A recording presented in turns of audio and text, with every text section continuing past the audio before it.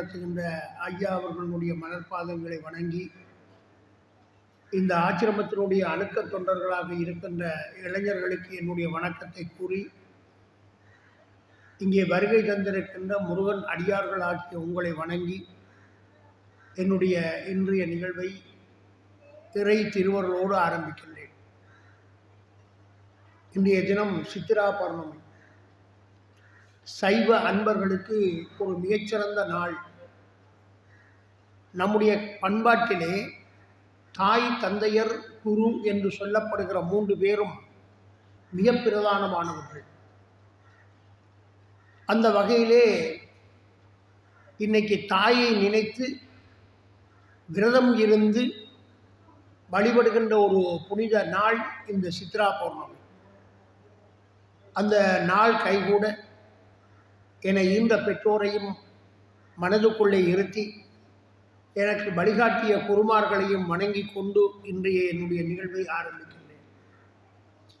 சென்ற நிகழ்விலே மகாபாரதத்தினுடைய தூது என்று சொல்லப்படுகிற பகுதியை ஆரம்பித்து உலகன் என்று சொல்லப்படுகின்ற தவசியினுடைய தூது, அந்த தூதினாலே துரியோதனன் யுத்தத்துக்கு தயார் என்று அறிவித்த அந்த நிலைப்பாடு, அதற்கு பிறகு இங்கே யுத்த ஆயுத்தங்கள் எல்லாம் செய்து கொண்டிருக்கிற சூழல், கண்ண பரமாத்மா துவாரகையிலே அமர்ந்திருந்த நேரம் அர்ச்சுனனும் துரியோதனும் அங்கே சென்று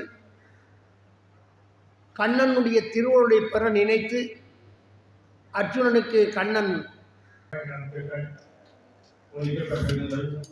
அதை ஒட்டி ஆசிரியர்களும் சமூகத்திற்கு தேவையான, அதாவது இக்காலத்திற்கு சமூகம் இன்னும் செய்ய வேண்டும் என்பதை உணர்த்தி அதனை கருவாக வைத்து உரையாற்றியிருக்கின்றார்கள்.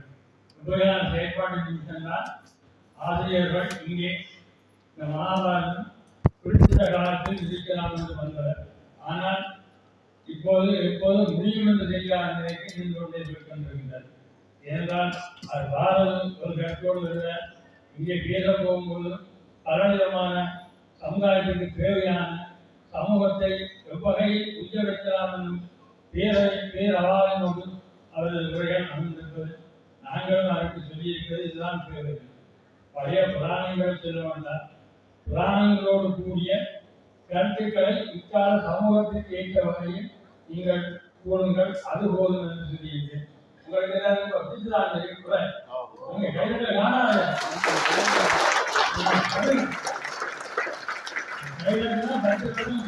சொல்றாங்க. 2 கையும் சேர்த்து கட்டினா 10 லட்சம் ஆயுள் கூடுமா? நான் சொல்லல சொல்றாங்க. அதாவது எனக்கு ஒரு ஆசான கட்டிய 10 லட்சம் இருந்தால் நாடு நல்லா இருந்தா